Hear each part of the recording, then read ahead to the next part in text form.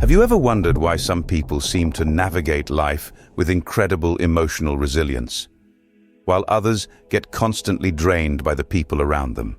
The difference often isn't intelligence or luck, it's boundaries. Psychological boundaries are the invisible lines that define where you end and others begin.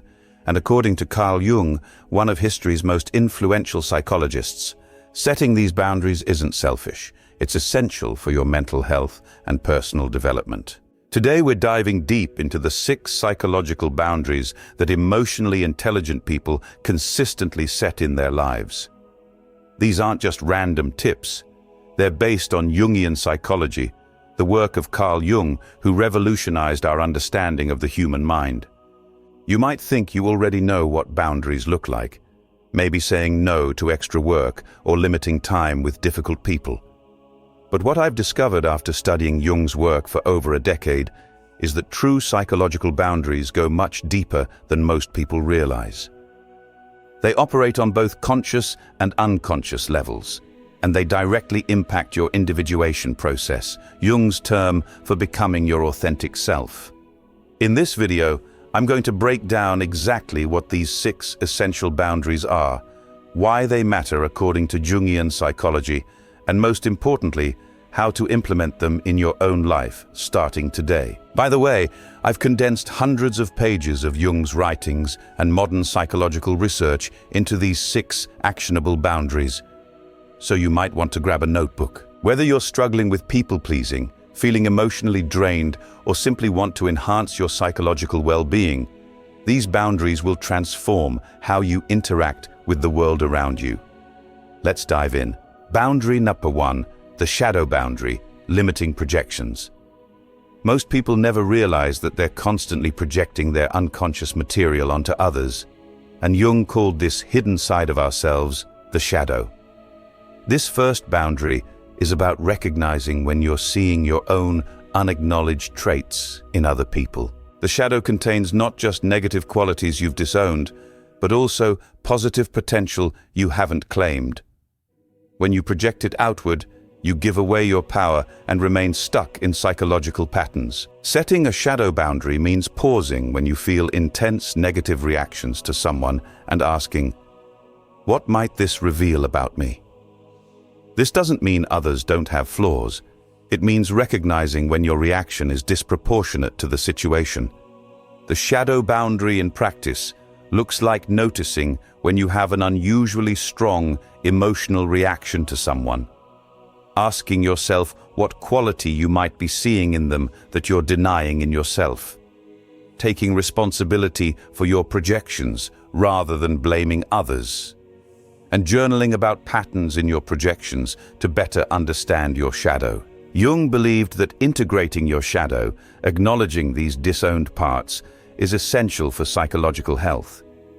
By setting this boundary, you prevent your unconscious from running the show through constant projections. What makes this boundary especially powerful is that once you start recognizing your projections, you free yourself from countless needless conflicts and misunderstandings. You'll find yourself having more authentic relationships because you're seeing people as they actually are, not as screens for your unconscious material. Implementing this boundary is challenging but transformative. Start by becoming curious about your strongest reactions to others. The more intense the feeling, the more likely it contains important shadow material. Boundary number 2, the energy boundary, protecting your psychological resources. Jung was fascinated by the concept of psychic energy, what he called libido, not in the Freudian sexual sense, but as general life force. This second boundary is about consciously directing this limited energy rather than letting it be drained by people and situations that deplete you. Think about it this way. Your psychological energy is like a bank account that needs careful management. Every interaction either deposits energy or withdraws it.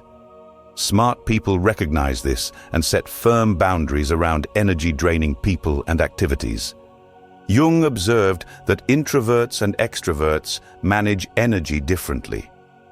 Introverts recharge through solitude, while extroverts recharge through social connection.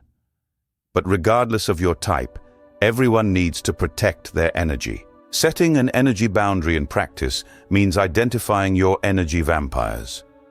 People who consistently leave you feeling drained, practicing limited engagement with these individuals, scheduling recovery time after draining but necessary interactions, learning to say no without guilt, recognizing that every yes costs energy, and creating energy-generating rituals like meditation, nature walks, or creative expression.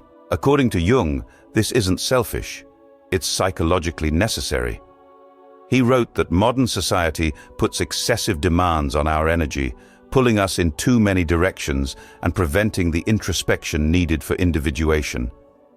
The key insight here is that your psychological energy is sacred. Every time you let someone cross this boundary, you're giving away the most valuable resource you have, the very energy you need for your own psychological development and authentic expression in the world. Boundary number 3, the persona boundary, authentic self-expression. Jung introduced the concept of the persona, the social mask we wear to adapt to society's expectations. While having a persona is necessary, smart people set boundaries around how much they'll compromise their authentic self to please others. This boundary is about refusing to betray your true self for social approval. Setting a persona boundary means making conscious decisions about when to wear the necessary masks of social life and when to create space for your authentic self. It doesn't mean abandoning all social roles, but rather being intentional about them. In practice, the persona boundary involves regularly checking in with yourself to ask if you're doing something because you truly want to, or to maintain an image, identifying areas where you've been betraying your authentic preferences, practicing small acts of authenticity even when they conflict with others' expectations, creating relationships where you can be fully yourself, and learning to tolerate the discomfort of disappointing others. Jung believed that over-identification with your persona leads to a shallow existence and eventually to psychological distress. The persona boundary protects your individuation process, your journey toward becoming your complete self. What's fascinating is that when you set this boundary, you not only feel more fulfilled, but you often discover that others are more drawn to your authentic self than to your carefully crafted persona. Authenticity has a magnetic quality that social masks never achieve. This boundary requires courage. Every time you express your authentic self when it would be easier to conform, you're strengthening this essential boundary. Boundary number 4, the emotional boundary, separating your feelings from others. One of Jung's most important insights was about the collective unconscious, the shared psychological substrate that connects all humans. While this connection has many positive aspects, it also means we easily absorb others' emotional states. The 4th boundary is about emotional differentiation, knowing which feelings are yours and which belong to others. Emotionally intelligent people maintain a clear boundary between their emotional responsibility and others. They practice compassion without taking on emotional burdens that aren't theirs to carry. The emotional boundary in practice involves checking in with your emotional state before and after interactions, using grounding techniques when you notice yourself absorbing others' emotions, mentally visualizing a protective barrier that allows compassion out but doesn't let others' emotional states in. Practicing phrases like, "I can see you're upset and I care about you, but I recognize this isn't my emotional responsibility to fix," and developing awareness of emotional contagion in groups. Jung would describe this as maintaining a healthy distinction between your personal unconscious and the collective unconscious. Without this boundary, you're constantly influenced by the psychological atmosphere around you rather than your own authentic feelings. The power of this boundary is that it allows for genuine empathy without emotional fusion. You can be deeply present for others without losing yourself in their experience. This is the difference between empathy and emotional codependence. Implementing this boundary takes consistent practice. Start by simply noticing when you've taken on someone else's emotional state without judgment. Over time, you'll develop the psychological muscle to remain distinct while still connected. Boundary 5. The collective boundary, protecting individual consciousness. Jung was deeply concerned about how easily individual consciousness gets overwhelmed by collective opinions, trends, and beliefs. He witnessed how mass movements could sweep people into destructive groupthink. The 5th boundary is about maintaining independent thought amid social pressure. Smart people set boundaries against uncritically adopting collective viewpoints. They develop what Jung called an inner authority, the ability to think for themselves even when it's unpopular. Consider how social media creates powerful echo chambers that reinforce existing beliefs. Setting a collective boundary means deliberately exposing yourself to diverse perspectives, questioning even ideas you agree with, and maintaining healthy skepticism about popular opinions. The collective boundary in practice means noticing when you're adopting beliefs without examination, seeking out viewpoints different from your social circle's consensus, practicing the phrase, "I need time to form my own opinion on this," developing comfort with not immediately having a position on complex issues, and creating distance from groups or platforms that demand ideological conformity. Jung believed that society often demands a sacrifice of individual consciousness that impedes psychological development. He wrote, "The individual's deeds are only apparently explained by collective needs. In reality, the needs of society are fulfilled by the fatal consequences of individual actions motivated by the illusion of personality." What makes this boundary so valuable is that it protects your capacity for genuine discernment in a world of information overload and social conformity pressures. By maintaining this boundary, you develop the capacity for nuanced thinking rather than binary judgments. This doesn't mean rejecting community or shared values. It means ensuring your participation comes from conscious choice rather than unconscious conformity. Boundary number 6. The archetype boundary, managing universal patterns. Jung's most unique contribution to psychology was his theory of archetypes, universal patterns and images that reside in the collective unconscious and influence our behavior in powerful, often unconscious ways. The final boundary involves awareness of when you're in the grip of an archetypal pattern. Archetypes like the hero, the caregiver, the trickster, or the shadow can temporarily possess us, causing us to act out universal patterns rather than making conscious choices. Smart people develop the ability to recognize when they're being driven by these archetypal energies. For example, someone caught in the hero archetype might take on excessive responsibility for solving others' problems, while someone possessed by the trickster might sabotage their own success through seemingly inexplicable, self-defeating behaviors. Setting an archetypal boundary means learning to recognize universal patterns in your behavior. Asking, "Am I making this choice, or is an archetypal pattern operating through me?"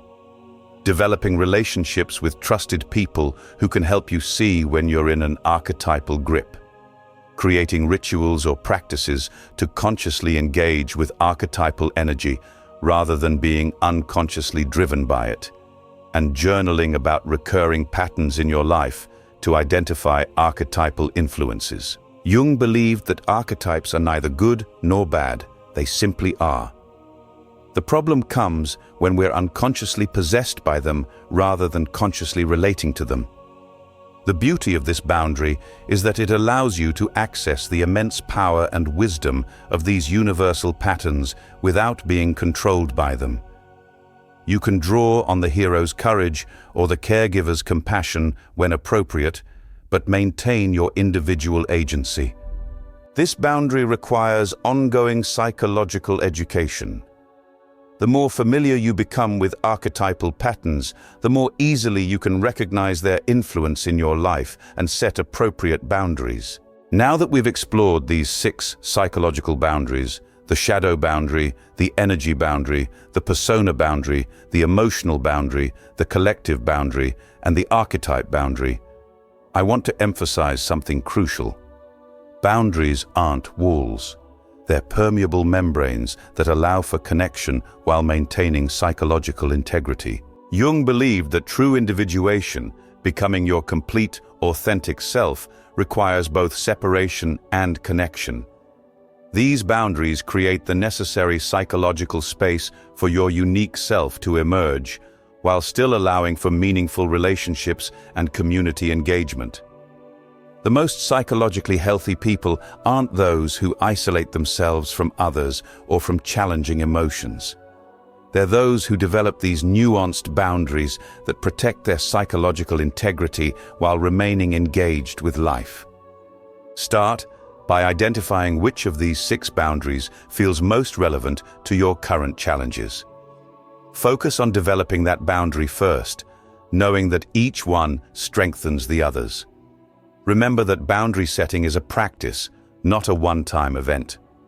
You'll need to continuously reassert these boundaries as you face new situations and relationships.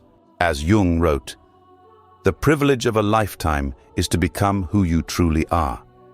These psychological boundaries create the container in which your authentic self can flourish. I'd love to hear which of these boundaries resonated most with you in the comments below. And if you found this exploration of Jungian boundaries helpful, check out my video on Jung's 4 steps to psychological integration, where we dive deeper into how these concepts work together in the individuation process. Thank you for joining me in this exploration of Jungian psychology and boundaries. Until next time, remember that setting boundaries isn't selfish.